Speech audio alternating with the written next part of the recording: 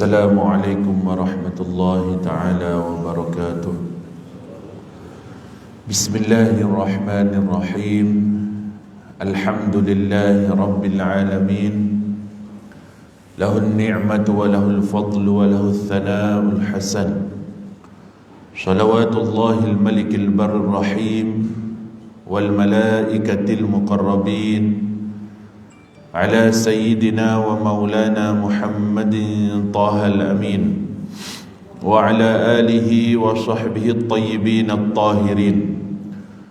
Allahumma alimna ma jahilna wa dhakkirna ma nasina wa anfa'na bima 'allamtana wa zidna ilman ya akramal akramin. Allahumma la sahla illa ma ja'altahu sahla wa anta ya hayyu ya qayyum taj'alul hazna idza syi'ta sahla. Nas'alullah an yukrimana wa yarzuqana niyatal ikhlas fil qawli wal amal, amma ba'd. Akhlisun niyyah lillahi ta'ala. Muslimin dan muslimat yang saya hormati, marilah kita sama-sama mengikhlaskan niat di hati kita semata-mata kerana Allah Subhanahu wa ta'ala. Allah Subhanahu wa ta'ala telah berfirman dalam Al-Quran, A'udzu billahi minasyaitonir rajim. Bismillahirrahmanirrahim. Wal 'ashri innal insana lafi khusr illa alladhina amanu wa 'amilus shalihat wa tawasaw bil haqqi wa tawasaw bis sabr. Shadaqallahul 'azim. Dalam ayat ini Allah Subhanahu wa ta'ala telah membuat qasam, iaitu sumpah. Dan bila mana dalam sesuatu ayat Allah Ta'ala menggunakan waw qasam ataupun waw sumpah, dalam bahasa Arab dipanggil wal 'asr, yakni demi masa, adalah kerana apa? Lazimnya apabila ada waw qasam di dalam sesuatu ayat di dalam surah Al-Quran, maka ia menunjukkan mengenai kepentingan sesuatu perkara. Dalam ayat yang telah kita bacakan tadi, yang saya yakin semua mengamalkan ayat tersebut dalam solat, antara surah yang paling ringkas untuk kita membacanya sebagai surah lazim selepas Al-Fatihah, maka kita mengetahui bahawasanya Allah Subhanahu wa ta'ala memberi suatu indikasi betapa pentingnya masa yang berlalu bagi makhluk-makhluknya.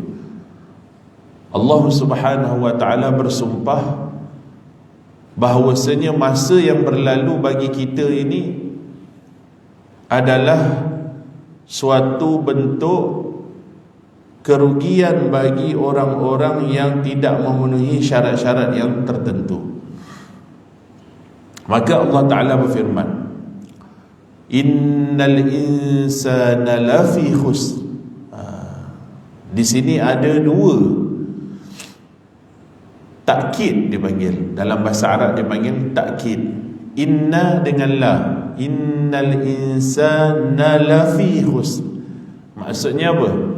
Maksudnya memang pasti 100% dah. Bukan 50%, 70%, 90%, tak, 100%. Manusia itu sesungguhnya berada di dalam kerugian yang nyata. Memang manusia ni rugi.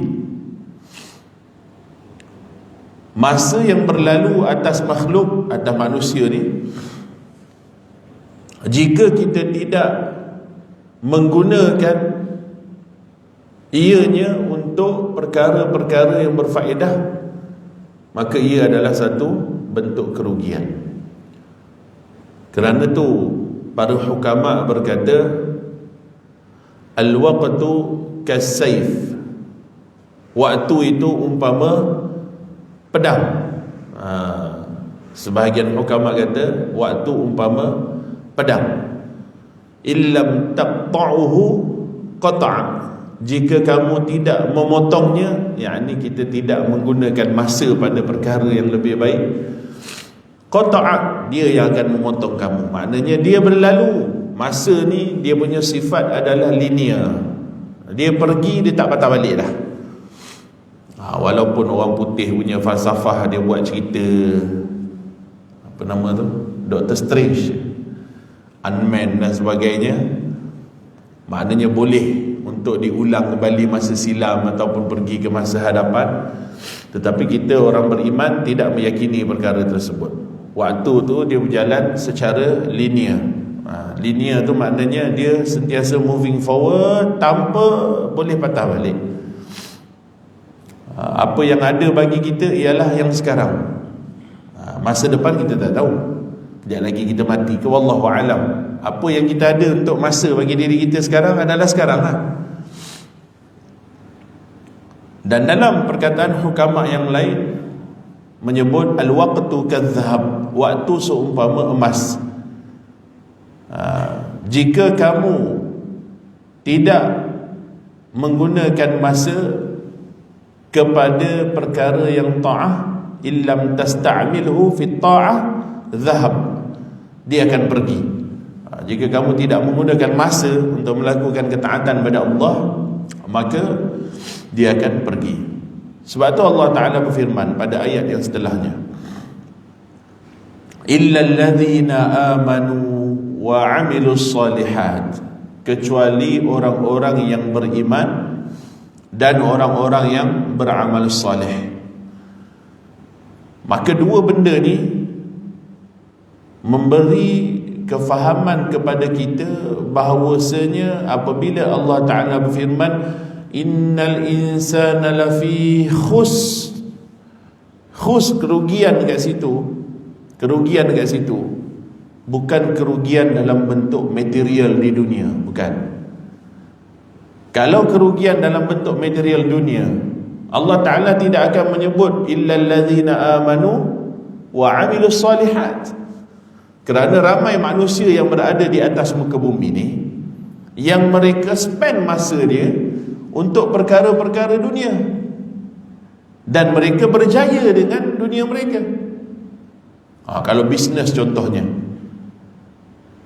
spend duit, spend masa, join kelas-kelas untuk jadi kaya contoh. Kemudian dia amal, apa tips-tipsnya, apa teknik-tekniknya untuk jalankan bisnes dan sebagainya. Kemudian moving forward 10 years, 10 tahun, maka dia menjadi jutawan. Dia gunakan tak masa dia untuk perkara tersebut? Dia guna masa dia untuk perkara tersebut. Tetapi adakah penggunaan masa untuk menjadi kaya, jutawan atau bilioner contohnya, ia ditimbal, dikira sebagai Allah Subhanahu Wa Taala daripada perkara-perkara yang solihat? Tidak. Kerana apa? Kerana khus dalam ayat yang Allah Ta'ala firmankan ialah orang yang rugi di hari akhirat. Orang yang rugi di hari akhirat. Bila sebut rugi di hari akhirat, apa maknanya? Akhirat ni dua je lah, sama ada syurga ataupun neraka. Maka rugi di hari akhirat ialah berarti seseorang itu dimasukkan di dalam neraka Jahannam, wal'iyadhu billah. Maka Allah Ta'ala letakkan syarat, istithna dekat sini, illal ladzina amanu wa 'amilus solihat. Maka orang yang tidak rugi, Allah Ta'ala berikan ciri-cirinya. Allah Ta'ala tak sebut dalam Al-Quran ni, dalam ayat ni, kecuali mereka yang beramal soleh. Tapi Allah Ta'ala berfirman terlebih dahulu, kecuali mereka yang beriman dan beramal soleh. Ada signifikan dia. Kerana dalam bahasa Arab dia ada satu ilmu disebut ilmu bayan. Dalam ilmu bayan ada membincangkan mengenai taqdim dan takhir. Apa yang didahulukan, apa yang dikemudiankan. Apa yang didahulukan dan apa dikemudiankan itu mempunyai faedah dalam lughah, dalam bahasa. Allah Ta'ala tidak berfirman illal ladzina amilus salihat, tapi Allah Ta'ala berfirman illal ladzina amanu wa amilus salihat, kecuali orang-orang yang beriman dan kemudian dia beramal soleh. Sama juga dalam ayat yang lain Allah Ta'ala berfirman fa'lam annahu la ilaha illallah wastaghfir li dhanbika walil mu'minina wal mu'minat. Fa'lam annahu la ilaha illallah, yakni perintah supaya kita mengenal Allah Subhanahu wa ta'ala, iaitu mempelajari ilmu berkaitan dengan tauhid, mentauhidkan Allah Subhanahu wa ta'ala. Wastaghfir li dhanbik, kemudian barulah mohon ampun kepada Allah mengenai dosa-dosa kamu. Walil mu'minina wal mu'minat, dan dosa-dosa orang yang beriman di kalangan lelaki dan juga wanita. Maka ayat ini menunjukkan bahawasanya untuk tidak menjadi orang yang rugi di hari akhirat, ada step dia. Ada step dia. Bukan semata-mata beramal soleh sahaja, tak. Tetapi ada perkara yang lebih penting daripada tu, on top of that, kata orang putih.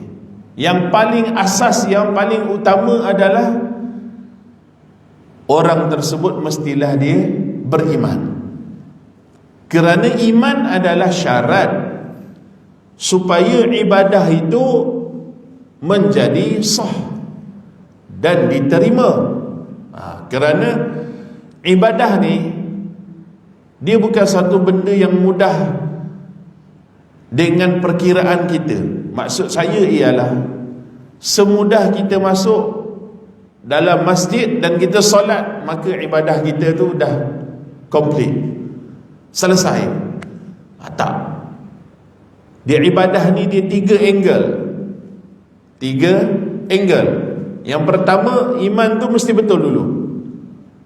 Syarat yang pertama-tama, iman mesti betul dulu. Kalau orang yang tidak beriman, dia buatlah banyak mana hasanat, dia buatlah banyak mana kebaikan di atas muka bumi ni, tidak memberi manfaat apa-apa pada dia di hari akhirat. Kerana apa? Kerana syarat yang Allah Ta'ala sebut dalam ayat ni, illal ladzina amanu, kecuali orang-orang yang beriman. Orang yang beriman ni, bila dia beriman dengan keimanan yang benar, berdasarkan kepada manhaj ahli sunnah wal jamaah, maka dia telah sempurna satu syarat. Dia bukan complete 100%, tapi dia telah sempurnakan diri dia dengan satu perkara untuk mengelakkan diri dia menjadi rugi selama-lamanya di hari akhirat. Maka angle keimanan ni, kata Imam Al-Ghazali, la tasihul ibadah illa ba'da ma'rifatil ma'bud. Tidak akan sah ibadah seseorang hamba itu melainkan dia mengenal Tuhan yang dia sembah. Ada ramai manusia, oleh kerana kita di Malaysia, di negara-negara Islam yang lain, kita lahir kerana mak ayah kita Islam, maka kita adalah Islam, kita Muslim. Kerana mak ayah kita Muslim. Don't take things for granted. Jangan ambil mudah mengenai sesuatu perkara. Oh, aku dah Islam, mak ayah aku Islam, aku Islam. Dah. Berapa ramai manusia yang membesar dengan kejahilan mengenai Tuhannya. Dia Islam daripada sudut keturunannya, tetapi dia jahil mengenai Allah Subhanahu wa ta'ala. Orang yang jahil mengenai Allah, yang tidak mengenal Allah, dia tidak dikira sebagai orang yang menyembah Allah Subhanahu wa taala. Kerana itu ramai manusia pada akhir zaman mereka terjebak dengan pemikiran-pemikiran ataupun ideologi-ideologi yang bercanggah dengan akidah Islam. Pluralismenya, liberalismenya, bahkan ada sebahagiannya ajaran-ajaran yang telah difatwakan dan telah diijma'kan oleh para ulama sebagai ajaran yang keluar daripada Islam, atau sekurang-kurangnya ajaran tersebut adalah ajaran sesat, wal'iyadzubillah.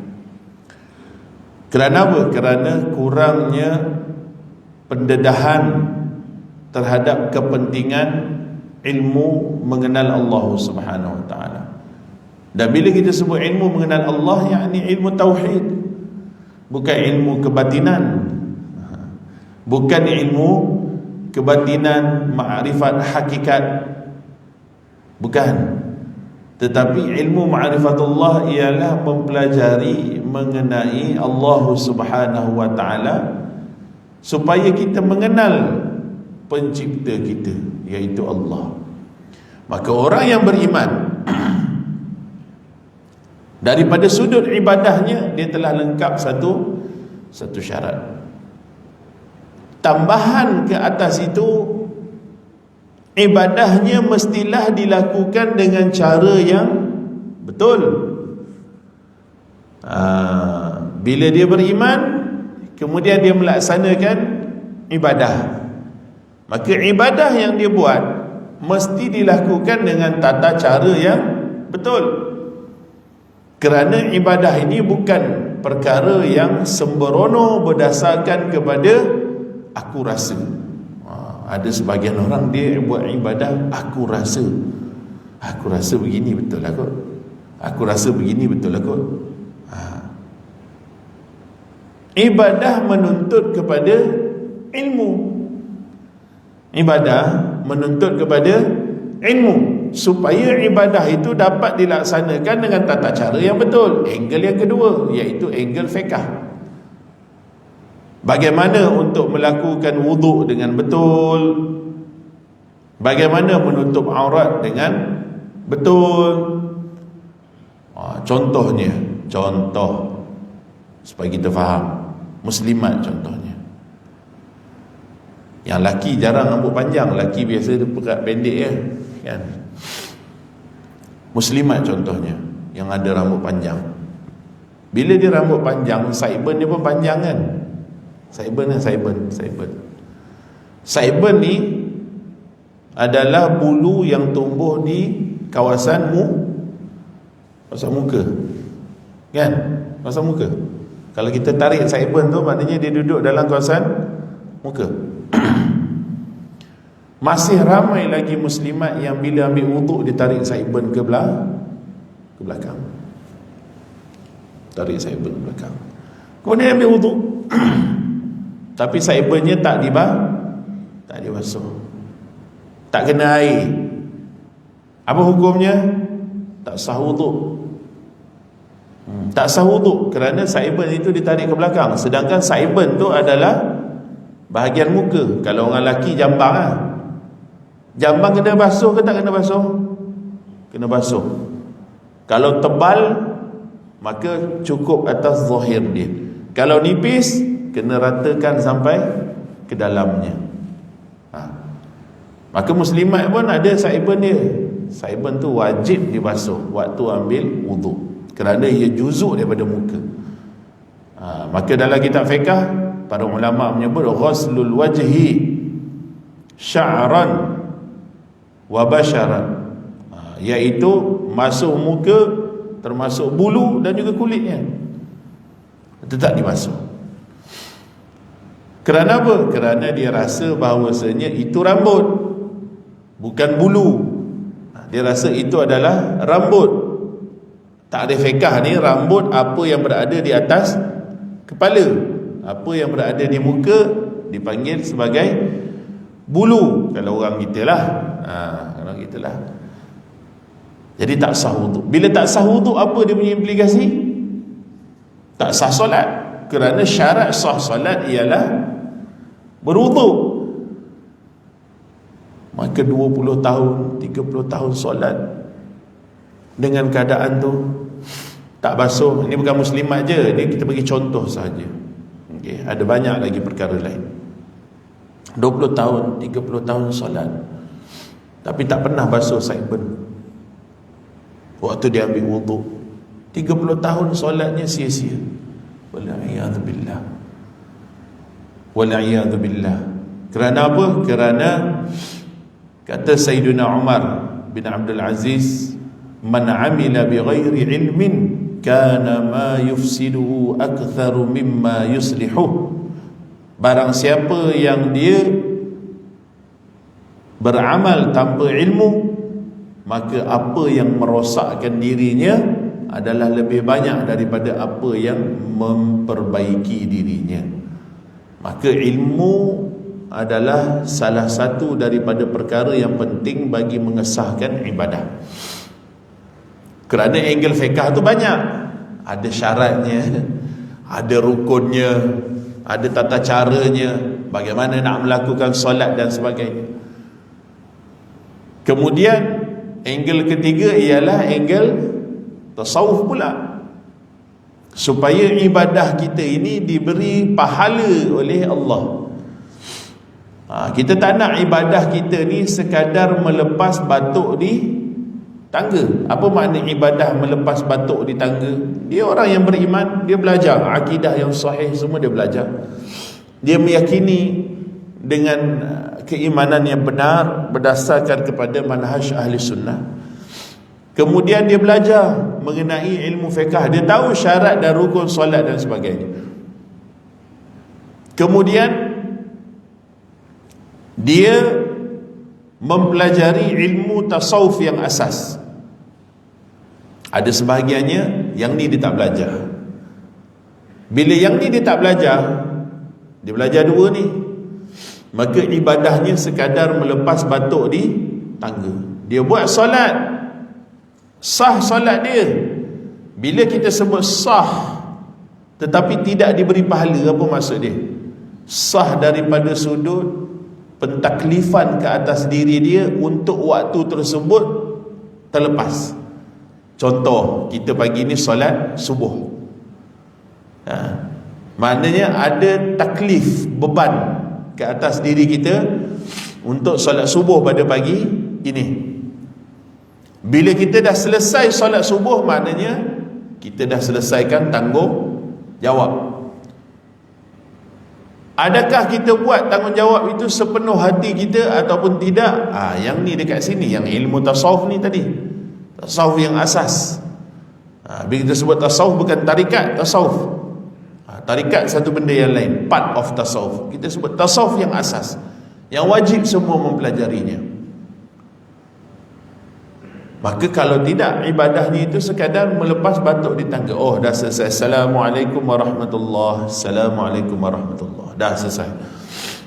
Nanti dekat hari akhirat Allah tak tanya dah solat subuh yang wajib pada hari ini. Dah selesai sembahyang subuh. Selesai sembahyang subuh. Tapi kalau bangun lewat, sedar-sedar pukul 8 contohnya, maka ada beban lagi solat subuh atas dia. Walaupun waktu dah habis, dia kena qada. Itu beban fiqahnya tu. Tapi adakah solatnya diberi pahala oleh Allah? Belum tentu lagi. Belum tentu lagi. Kerana apa? Kerana syarat nak dapat pahala ada banyak pula.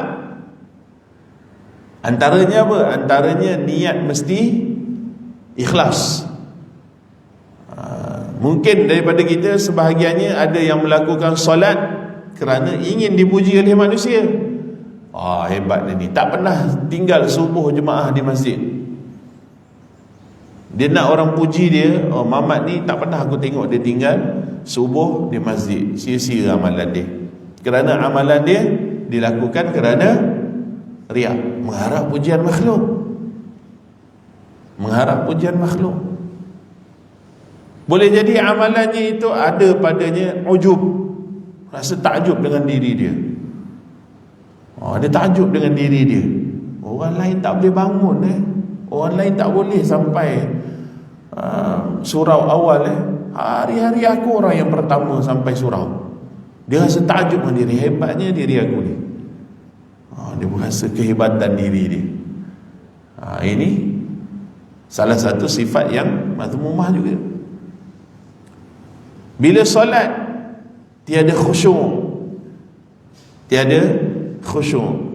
takbir Allahu Akbar, hati dia merawang ke mana.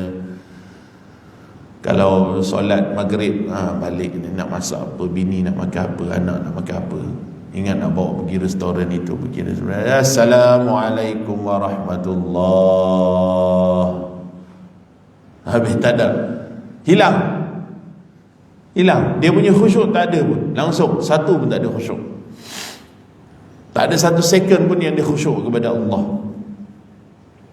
Maka solatnya tak dapat pahala. Maka kerana itu Allah Ta'ala firman, illal ladzina amanu wa amilus solihat. Apa makna wa amilus solihat? Iaitu perkara ibadah yang dilakukan dengan soleh. Soleh ni apa soleh ni? Soleh ni lawan bagi fasid. Fasid ni apa? Fasid ni rosak. Soleh ni apa? Soleh ni betul.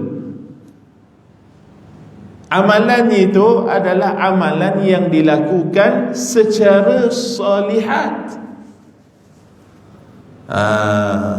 Amalan yang solihat ialah amalan yang sempurna. Tata caranya, rukunnya, syaratnya, dan sempurna dalam bab tasawufnya itu ikhlasnya dan sebagainya. Itu baru solihat. Kalau tidak, walaupun dia solat tapi dia buat dosa. Kerana apa? Dia riak. Riak ni bukan dosa kecil, riak ni dosa besar. Riak adalah dosa besar. Nabi sebut, ittaqur riya'a fa innahu syirkul asghar. Hati-hati dengan riak. Tinggalkan riak, kerana riak adalah syirik kecil. Bila Nabi sifatkan riak ini sebagai syirik kecil, bukan bermakna orang yang buat riak ini dia menduakan Tuhan, yakni dia mensyirikkan Allah. Tetapi mafhum daripada hadis ini, riak adalah dosa besar. Bayangkan kita buat ibadah pada Allah tapi hati kita riak, berarti kita sedang buat dosa besar. Kita sedang buat dosa besar dalam ibadah. Adakah ibadah itu salihat? Tidak. Tidak. Orang yang buat ibadah mestilah dengan ilmu juga. Kerana apa? Tanpa ilmu, ibadah itu tidak jadi salihat. Boleh jadi ibadah itu adalah gambaran ibadah. Gambaran ibadah, suwarul ibadah. Apa makna gambaran ibadah?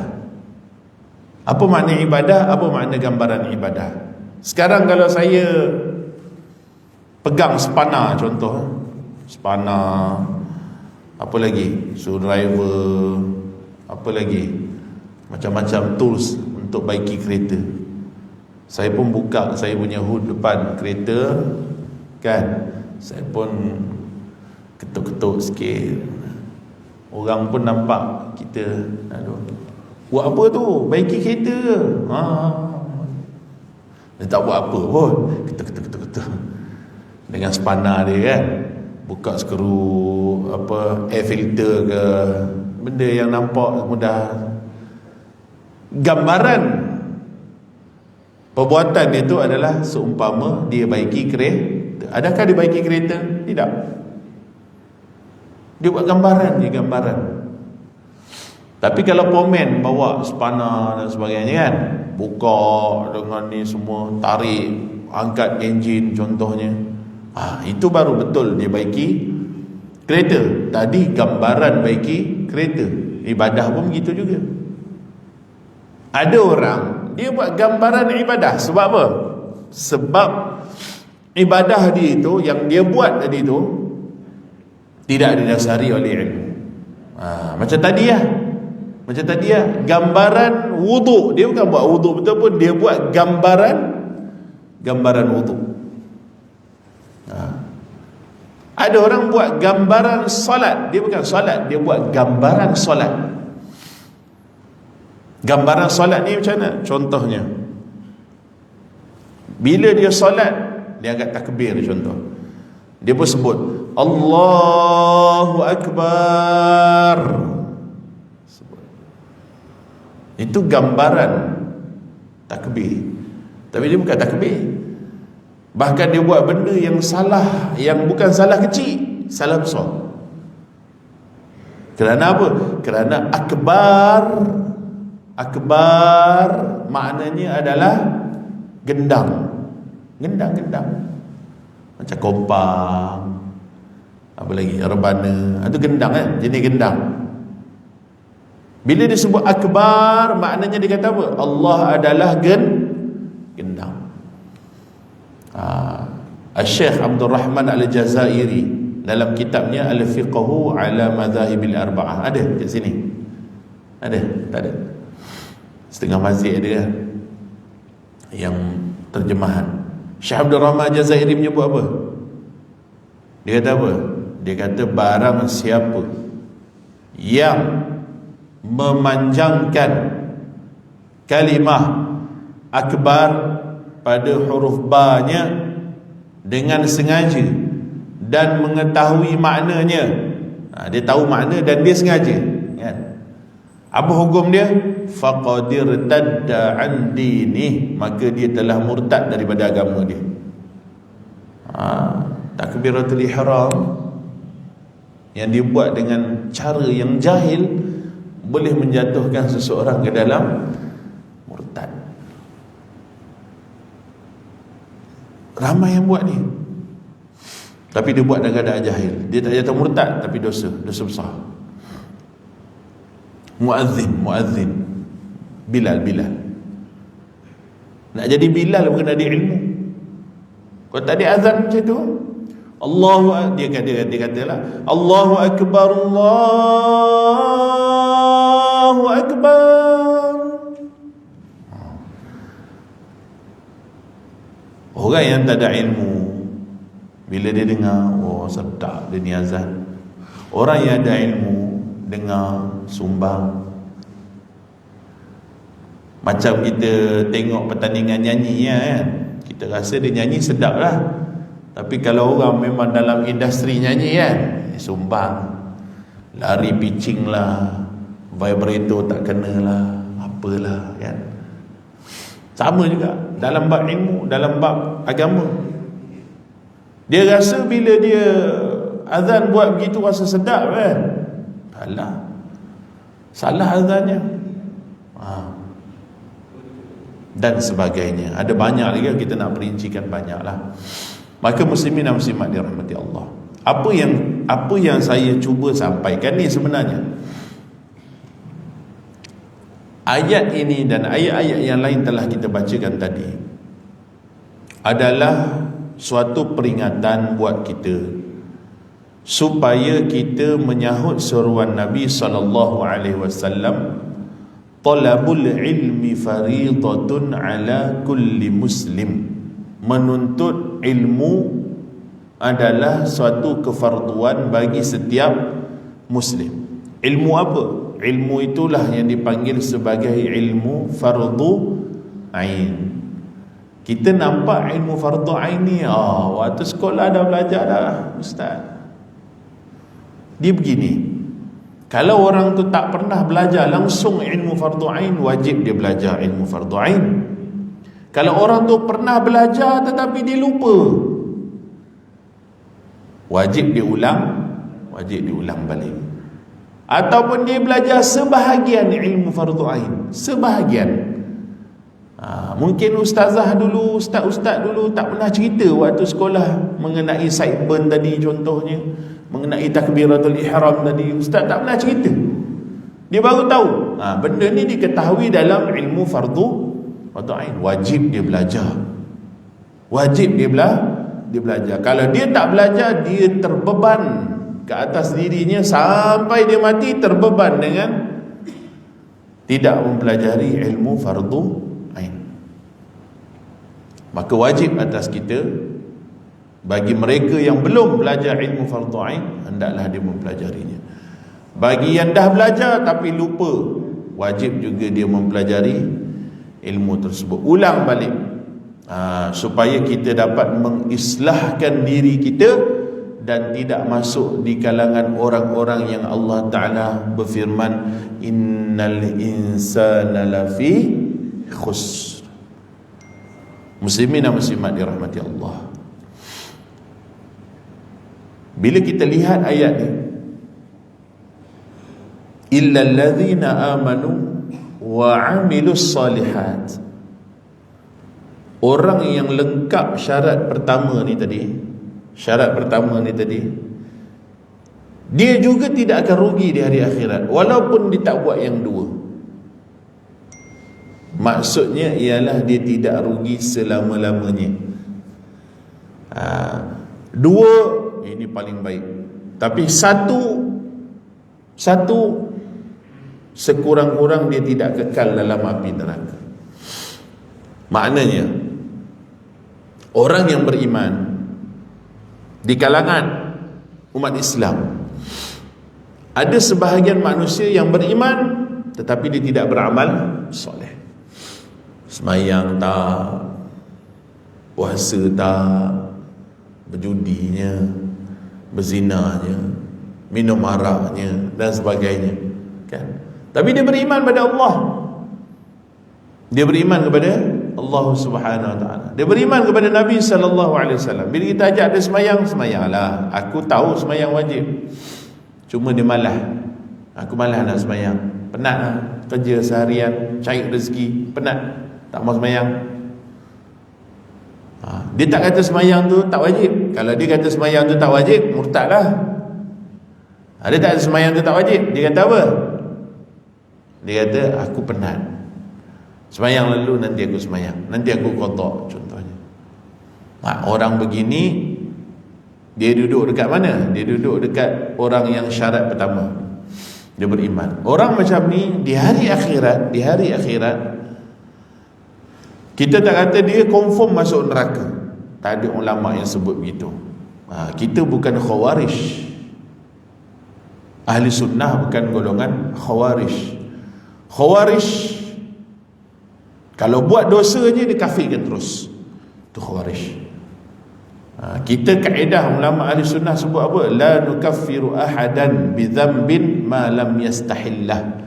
Kita tidak menghukumkan kufur ke atas seseorang dengan sebab satu dosa selagi mana dia tidak mengharuskan dosa tersebut. Kalau dia kata aku tak semayang, tak apa, tak ada masalah. Dia kata boleh je aku tak semayang. Semayang bukan wajib pun, contoh dia kata gitu kan. Yang tu barulah dihukum sebagai kufur oleh ulama. Tapi kalau dia tak semayang, letihlah. Maka kita tak kata engkau kafir, tak. Dia masih lagi muslim, tetapi muslim asi, muslim yang asi, yang buat dosa besar. Kalau dia mati tanpa taubat, dalam keadaan tu dia mati tanpa taubat, di hari akhirat dia punya keadaan bagaimana? Tahta masyiatillah, terpulang kepada kehendak Allah. Insya'a udziba, jika Allah Ta'ala kehendak orang tu akan diazab. Jika Allah kehendak dia diampunkan, maka dia akan diampunkan oleh Allah Subhanahu wa Ta'ala. Maka orang yang begini sekurang-kurang keimanan. Apa dia sekurang-kurang keimanan? Ni kita tak belajar sifat 20 secara detail. Kita tak belajar perkara-perkara yang berkait dengan keimanan. Dalam fardu ain dia kena belajar detail supaya dia tidak melakukan perkara-perkara yang boleh membatalkan keimanan. Wajib dia belajar asbabul murtad, sebab-sebab seorang jatuh murtad. Murtad ni boleh jadi daripada keyakinan, boleh jadi daripada perkataan, boleh jadi daripada action, perbuatan, boleh jadi. Tapi dia tak belajar kerana dia mengabaikan pengajian fardu ain. Ini bahayalah. Tapi kita nak sebut kat sini, sekurang-kurang keimanan bagi orang yang beriman ialah dia meyakini bahawasanya Allah Ta'ala itu wujud dan tak ada keraguan pada kewujudan Allah. Dia meyakini Allah Ta'ala ada dan dialah pencipta, dan dia tak pernah ragu bahawasanya Allah adalah pencipta alam ni. Dia tak pernah ragu. Dan dia meyakini bahawasanya pencipta iaitu Allah Subhanahu wa taala ini wujudnya azali, dia ada permulaan. Makhluk semua ada permulaan. Kewujudan kita bermula dari tiada kepada ada. Tahun 79 tak ada lagi, tahun 80 baru lahir, baru dia ada. Kewujudan makhluk ni semuanya bermula dengan tiada kepada ada, kerana kita dicipta oleh pencipta. Pencipta yang mengeluarkan kita dari tiada kepada ada. Adapun Allah Ta'ala yang pencipta, dia sedia ada. Sedia ada tu maknanya apa? Maknanya kewujudannya memang wujud tanpa didahului dengan ketiadaan. La bidayata liwujudih, tiada permulaan bagi kewujudan Allah. Wujud kita ada permulaan. Dan dia meyakini bahawasanya wujud Allah Ta'ala itu adalah tiada pengakhiran, abadi. Allah Ta'ala tidak akan mati, Allah Ta'ala tidak akan binasa, Maha Suci Allah. Dan dia juga meyakini, tadi sebab tengok dekat dalam ni ada belajar kitab Paku Iman kan, bagus kitab tu. Dan dia meyakini bahawasanya Allah Ta'ala adalah pencipta, maka dia tidak serupa dengan ciptaannya. Allah Ta'ala berfirman, laisa kamithlihi syai'. Kalau dalam sifat 20 kita mengaji mukhalafatuhu lil hawadith, yakni bersalahan Allah Ta'ala dengan perkara yang baharu. Allah Ta'ala tidak seperti ciptaannya. Allah bukan jisim yang besar seperti gunung, Allah bukan jisim yang kecil seperti habuk. Allah bukan jisim yang kathif yang kita boleh pegang dengan tangan macam ni. Ni jisim kathif kita panggil, boleh pegang dengan tangan. Ma yudbatu bil yad. Allah juga bukan jisim yang latif yang tak boleh pegang dengan tangan. Contoh cahaya. Ni jisim, cahaya ni jisim, tapi kita tak boleh pegang dengan tangan. Maha suci Allah. Laisa kamitslihi syai'. Apa yang makhluk bersifat dengannya, Allah Ta'ala tidak bersifat dengannya, kerana Allah Ta'ala bukan jisim. Allah tidak berlalu baginya waktu, kerana waktu adalah untuk makhluk, bukan untuk Allah. Allah tidak bertempat memenuhi ruang dan lapang seperti kita memenuhi ruang masjid surau pada hari ini. Allah Ta'ala bukan seperti makhluknya. Maha suci Allah. Laisa kamitslihi syai'. Dan Allah Ta'ala, dia menciptakan makhluk, dia tidak berhajat kepada kita. Dia adalah ghani, dia terkaya daripada berhajat kepada makhluknya. Firman Allah, Allahus Samad, Allahu la yahtaju ila syai'in wa kullu syai'in yahtaju ilaih. Allah tidak berhajat kepada sesuatu, manakala setiap sesuatu berhajat kepada Allah Subhanahu wa taala. Justru Allah tidak berhajat kepada arash, langit, kursi, syurga, bumi dan sebagainya untuk dia menempati tempat tersebut, wal'iyadu billah. Kerana Allah Ta'ala bukan seperti makhluknya. Dia bukan jisim, kerana hanya jisim sahaja yang menempati ruang dan lapang. Hanya jisim sahaja yang menempati suatu tempat. Dan kemudiannya, orang yang beriman, dia tidak menggambarkan Allah, dia tidak mengimajinasikan Allah. Nabi bersabda, la fikrata fir Rabb, tidak ada imajinasi kepada Allah. Allah bukan jisim yang boleh diimajinasi. Apa yang boleh kita gambar itu adalah jisim, makhluk. Kerana makhluk ni ada description, dia ada size, dia ada ukuran, dia ada panjang, dia ada lebar, dia ada ketebalan, dia ada warna, dia ada rasa. Maka kita boleh gambarkan. Semua benda yang kita sebut ni, Allah Ta'ala tidak bersifat dengannya. Allah Ta'ala tidak bersifat dengannya. Lalu bagaimana seseorang itu dia boleh menggambarkan Tuhan? Tak boleh. Tuhan tidak boleh digambarkan. La fikrata fi Rabb. Kerana itu pegang dengan satu kaedah yang penting. Kata Imam Ahmad Ibn Hanbal dan Imam Dhunnun al-Misri, mahma tasawwarta bibalik fallahu la yushbihu dhalik. Apa sahaja yang tergambar dalam fikiran kita, dalam imajinasi kita, Allah tidak seperti itu. Maknanya apa-apa saja gambaran yang datang kepada kita, kita tolak bahawasanya itu bukan Allah. Itu kaedah yang penting dalam tauhid, dan sekurang-kurang dipegang oleh orang yang beriman. Itulah yang disebut oleh para ulama. Maka orang yang berakidah dengan akidah yang benar, beramal dengan ibadah dengan tata cara yang benar, kemudian ditambah lagi beberapa perkara, wa tawasaw bil haqqi wa tawasaw bis sabr, dia berpesan dengan kebenaran dan berpesan dengan kesabaran, kerana dalam hadis Nabi menyebut ad-dinun nasihah, agama ini dia tersebar dengan nasihat. Agama Islam kita ni tersebar dengan nasihat, nasihat yang dilakukan dengan hikmah dan kasih sayang. Kita nasihat bukan kerana kita rasa diri kita hebat, tetapi kita nasihat, kita nak orang lain dapat kebaikan sebagaimana kita juga dapat kebaikan. Dan nasihat itu sudah pasti memerlukan kesabaran. Bukan hari ini kita nasihat orang terus berubah. Tak ada orang yang dia hari ini nasihat terus berubah.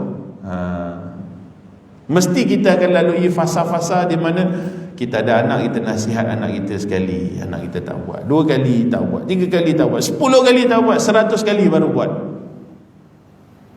100 kali baru lekat. Nak keluar bilik tutup lampu. Sebelum tu tutup lampu. Kali ke 10 stres dengan anak. Berapa kali mak dah cakap dah, kau keluar bilik tutup lampu. Marah dia. Kerana apa? Kerana nasihat mesti dengan kesabaran. Sebab tu Nabi mula anak solat umur 7 tahun. 7 tahun sampai 10 tahun, 3 tahun hanya nasihat je tau. Nasihat. Muhammad solat, cakap pada anak dia. Sembahyang anak dia. Muhammad solat, tak sembahyang. Muhammad solat, sembahyang dia. 3 tahun. Jangan pukul. Kalau pukul menyalahi tuntutan syarak, jangan pukul. Engkau ni pukul. Dah umur 9 tahun. Aku berapa kali pesan, 2 tahun aku pesan sembahyang, tak sembahyang juga. Dia piak anak dia. Salah. Dalam syarak salah. Kerana umur boleh pukul, umur apa?